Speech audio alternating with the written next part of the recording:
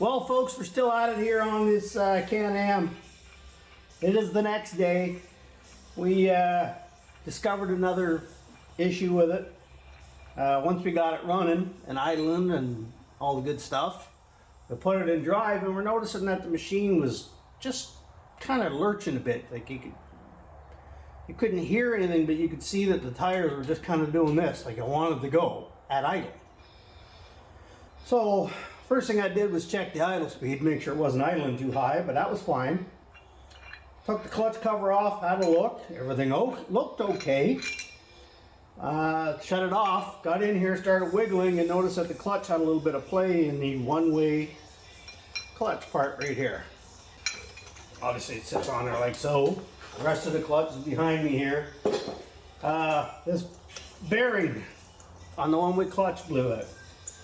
There's ball bearings falling out all over the floor.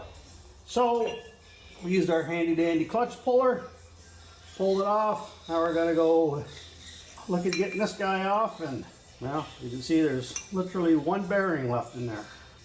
You just see there's one left, all the rest of them have fallen out. So this here should just come off, but it's not wanting to. And then there's 2 springs and 2 pins that make that a one-way clutch.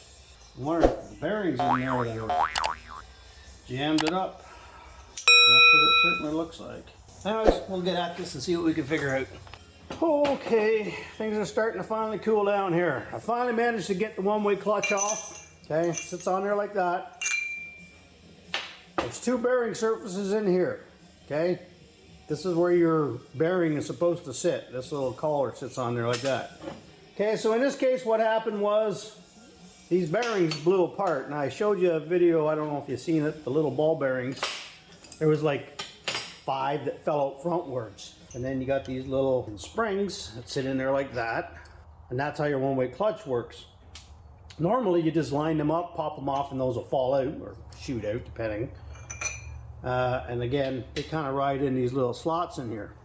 Well, what happened was all these tiny little ball bearings fell inside.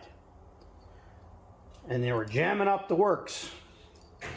So what I had to do was heat up these bearing races. So this is the inside that sits on this shaft like that. The little balls roll on the outside, and then this piece is the other half of the bearing. There was no balls left. And because the balls were bouncing around, they just marred up the ends of these and they wouldn't come off the shaft. So I tried with propane and a screwdriver, and that didn't work. So I went to oxyacetylene. Got them glowing red, and I sat here with a little pointy screwdriver and just pried them off like 10/1000ths of an inch at a time. Worked my way around till it cooled off, wouldn't move anymore, heat it back up. It took me about 20 minutes to get these all out. And you can see there's how thin one of them is. It's totally like paper thin. That's how much the balls have been wearing into it. That's the only piece of that that's left. It's supposed to look like that. It's still a little warm. We're gonna let it cool off. Gonna clean everything up. Hopefully this one-way clutch can be saved. It's got some marks in there. Fortunately, the bearings do most of the work. If I can get the bearings in, I'll be happy. So I think I'm gonna heat that up. Just slide those bearings in there. We'll get a bearing put in here, a bearing put in here, and then there's a clip that goes in the back that holds a back bearing in. This one, the end of it's broken off and it's really worn down. It wasn't even attached, it was just flopping around in here. So the clutch is pretty messed up. We're hoping to save it. Okay folks, I cleaned that up a bit. Got rid of some of the burrs that were in there. Hopefully this will be all right. There's what your new bearings look like. There's 2 different types.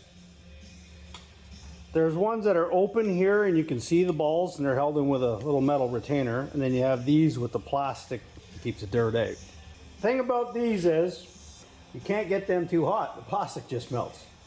So what I did was I threw these in the freezer for a little while, and you can heat this part up, but don't get it so hot that the heat will transfer and melt those little plastic pieces.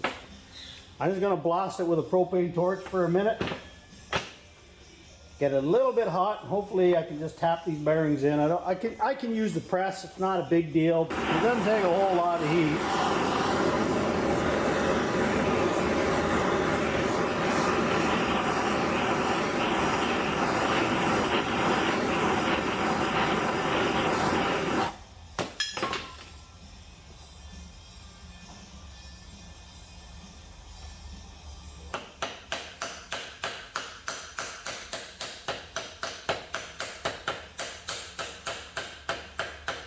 Just tapped them in with a screwdriver. Now it's going to go a little farther than that.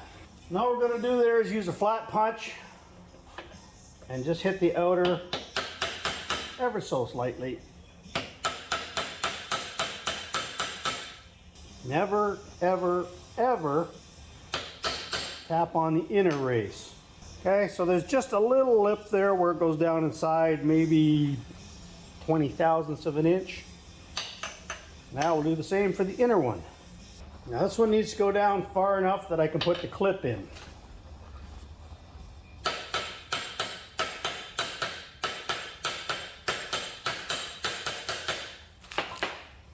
Okay, so that got it flush. Now we're just going to do the same thing. We're going to use the punch on the outside race and just tap it down.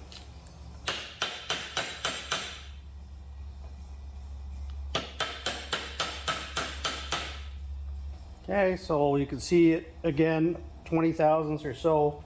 The clip, you got to make sure that clip can go into the slot. Okay, now I have a new clip instead of that one at the end is busted off of. We'll go put a clip in. Okay, so you can see the difference in the clips. This one has the ends on it still, whereas this one they've worn off because of the stuff that was floating around in there. So if the clip's not going in, your bearing's not down far enough.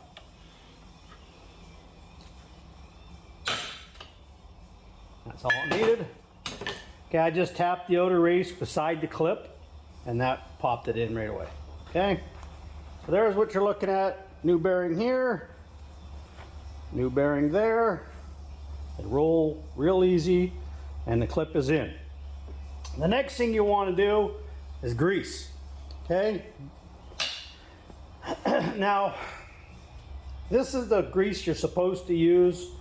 It is called Isoflex NB52. It's expensive. This one's actually brand new because I couldn't find my old one. All you want to do here is squirt some of that into the one-way clutch and just move it around with your finger. You don't want to go crazy because it's still a clutch. And this is the only stuff you're supposed to use in here. Specially formulated with milky goodness or something. Whatever. It smells like wet dirt. You know, that kind of dirt where you used to find earthworms when you were a kid to go fishing? That's what it smells like. So that one-way clutch is ready to go back on now. I'm using some, I think it's 800 grit sponge backing. And all I'm doing here is where the balls that were loose and bouncing around in here, they left a few marks, which might have been part of the problem why I couldn't get the old one off without fighting with it. So I'm just going to clean it up a little here. I don't want to take too much steel off because I don't want the inner race of the bearing to slide, but I also don't want it so tight that I can't get it on. So I don't know if you can see that or not. You can just see little marks where the balls, like you can't really feel it. Like if you use your fingernail, it kind of grabs a bit, but it should be good. Because I bought parts before I took it apart, I didn't know if those springs and that were going to be damaged. So these ones actually came in the kit. It wasn't a whole lot more money. For a couple of bucks, there's no sense messing with that stuff. Okay, so the spring and the cap go in the hole, but they don't go in and stay there. If I let that go, it's going across the room. So what you have to do here is put both in and hold them with your fingies while putting the one-way clutch back on.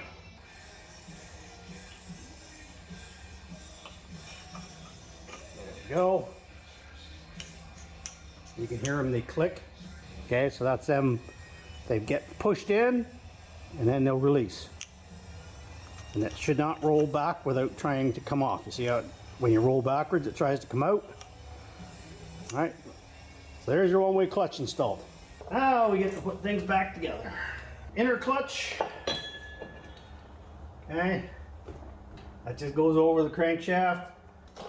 Okay, there's got a spring cap, and your clutch spring will go on here like that. Okay, one thing you want to check here, in my case, this got separated. There's little wear blocks that run between these surfaces here, because this clutch opens and closes like that. All right, and these wear blocks protect the aluminum here. You can see there's some gouging in there because this is an older machine, but you want to make sure all your wear blocks are in place. Okay, and if there's a lot of wear in there, you want to replace it. This one's actually pretty good considering, I mean, there are some gouges in this aluminum housing, but that's an expensive piece, so don't replace it unless you have to. This is the tricky part now. You have to hold that while starting your bolt, because you're fighting against this spring. Like so. Push in and start your bolt. Okay, this bolt here is supposed to be torqued to, I think it's 85 pounds, somewhere in that range. Problem is, when you go to turn that, it just turns the engine.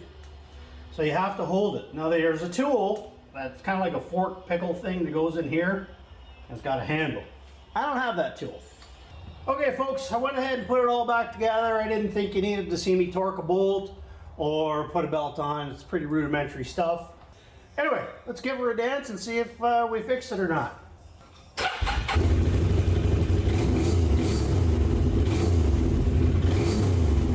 Well, it sounds better. There's no rattling going on.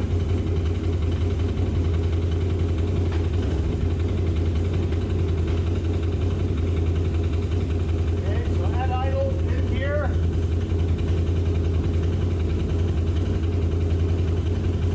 I don't see any lurching. Before it was kind of going like this, just sitting here like that. That's about how much movement we were getting. It was just doing it all the time. Now it's not.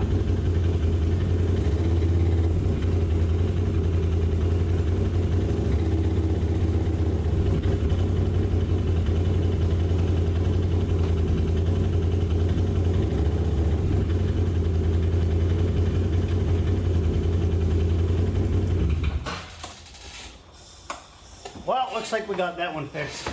I didn't get a video when it was doing that issue because at the time I didn't know what it was exactly. I obviously suspected it was something to do with the clutch.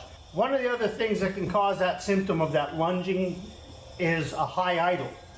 If the throttle cable got pinched or is out of adjustment or whatever and the bike's idling high, that clutch will just try to keep going. And if you put it too high, it'll take off on you, right? Obviously. So the first thing I did was took the throttle and then tried to do some adjustments and see, but the idle was fine. So that's when we took the clutch apart and bearings just started falling out. Okay, so hopefully if you're having a similar issue, I gave you some ideas on what to look for, and if it is your bearings, how to change them. It's actually a really easy job if you don't let it get that bad. Our problem was bearings fell into the one-way clutch and I couldn't get it off. So I had to pull the whole thing off. Normally you don't need to pull the back part of the clutch, the inner part, where you have to use that tool to do this job, because the one-way clutch should just come out and you can leave the inside part of the clutch on the bike and not have to worry about even the tool. So it's just a matter of pulling the one bolt, the outer half of the clutch off, the belt obviously, and you can leave it on, spin the one-way clutch off, change your bearings, spin it all back on, and put it all back together. It's like a 20-minute job. The busted bearings is what caused us all kinds of fits here. Lesson learned, if yours is doing it, fix it before it gets as bad as this one did. Anyways, hopefully I helped you out. Hey, like, comment, and subscribe. We're probably going to be getting on to Ratty again here. Weather's warming up and I want to get out and, you know, bother people. Yeah, it could be something else. Who knows what's going to roll through that door next. Catch us on the next one.